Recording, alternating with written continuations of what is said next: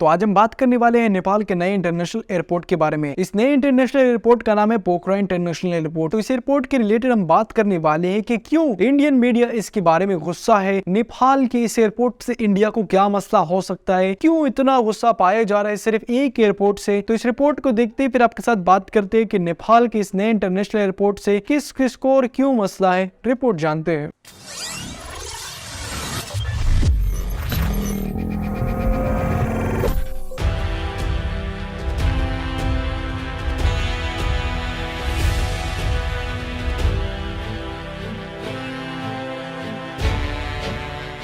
चीन कब किसको क्या कह दे और किसको कब धोखा दे दे ये बात किसी को नहीं मालूम। चीन को लेकर थिंकरों की राय है कि चीन अगर आपके साथ चल रहा है तो वो कब आपके साथ धोखा कर दे, कब आपका साथ छोड़ दे, ये बात आपको भी नहीं मालूम चलेगी। क्योंकि धोखा देना, मक्कारी करना, झूठ बोलना चीन के डीएनए में है। चीन तब तक आपके साथ रहने का नाटक करेगा जब तक उसे लगेगा कि आपसे उसको फायदा है। अगर चीन का फायदा खत्म तो आपके साथ उसके रिश्ते भी खत्म।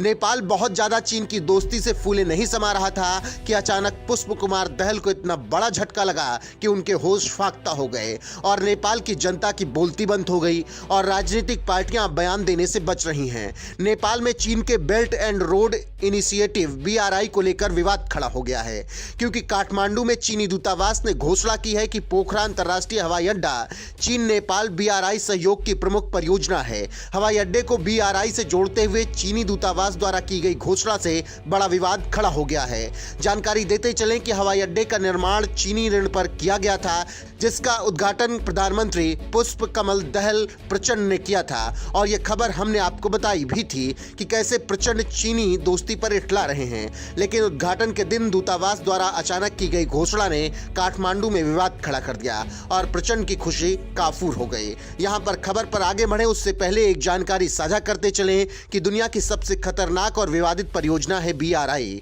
जिसका पूरा नाम बेल्ट एंड रोड इनिशिएटिव है। यह परियोजना जिस देश में जाती है वहां विवाद हो जाता है, क्योंकि चीनी उस देश को लूटना शुरू कर देते हैं। इसीलिए इस परियोजना को अगर झगड़ालू परियोजना कहें तो कुछ भी बुरा नहीं होगा। बलोची रोज आए दिन इस परियोजना से जुड़े लोगों और इस परियोजना का विरोध करते रहते हैं।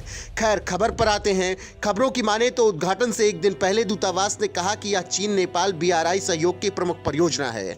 नेपाली सरकार और नेपाली लोगों को हार्दिक बधाई। उद्घाटन के दिन चार्ज डी अफेयर्स वांग शिन ने कहा कि 2023 राष्ट्रपति शी जिनपिंग के बीआरआई पहल के प्रस्ताव की 10वीं वर्षगांठ है। दोनों राष्ट्रीय अध्यक्षों के मार्गदर्शन में हम संयुक्त रूप से trans Himalayan multi dimensional connectivity network का निर्माण करेंगे और बीआरआई सहयोग को फलदायी परिणाम देंगे।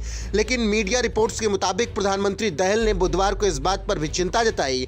यह मुद्दा अब क्यों और कैसे सामने आया? नेपाल नागरिक उड्डयन प्राधिकरण के महानिदेशक प्रदीप अधिकारी की माने तो दहल ने इस पर चिंता व्यक्त की कि पोखरा हवाई अड्डा बीआरआई से संबंधित है या नहीं, और दूतावास द्वारा किए गए बयान पर भी हैरानी जताई। तो हम एक बार फिर से आपको जानकारी देते चलें कि नेपाल के झीलों के शहर पोखरा में परियोजना के उद्घाटन से पहले भाषण के दौरान प्रधानमंत्री ने बीआरआई के तहत परियोजना के निर्माण का जिक्र नहीं किया था। राजनीतिक दल के नेताओं ने पोखरा हवाई अड्डे के बारे में चीन के अचानक बयान देने और इसे अनावश्यक रूप से बीआरआई से जोड़ने पर टेंशन में है और इसकी आलोचना कर रहे हैं। चिंता भी व्यक्त की गई है। जानकारी देते चले कि नेपाल सरकार ने पोखरा में नए हवाई अड्डे के निर्माण के लिए चीन के एक्सिम बैंक और नेपाल के नागरिक उड्डयन प्राधिकरण के बीच 2016 में ऋण समझौते पर हस्ताक्षर किए गए, जिसके तहत नेपाल को हवाई अड्डा बनाने के लिए चीन $215.96 मिलियन का सॉफ्ट लोन देगा। इसके साथ ही साथ चीन के एक्सिम बैंक ने ऋण का 25% ब्याज मुक्त करने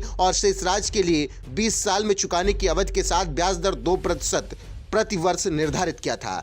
लेकिन अब चीन इसे बीआरआई के नजरिए से देख रहा है। देखना होगा कि आगे नेपाली पीएम क्या करते हैं और क्या चीन पीछे हटता है या नेपाल को पीछे हटना पड़ता है। लेकिन फिलहाल तो नेपाल को जोर का झटका धीरे से लगा है, जिसे वो सहला रहा है।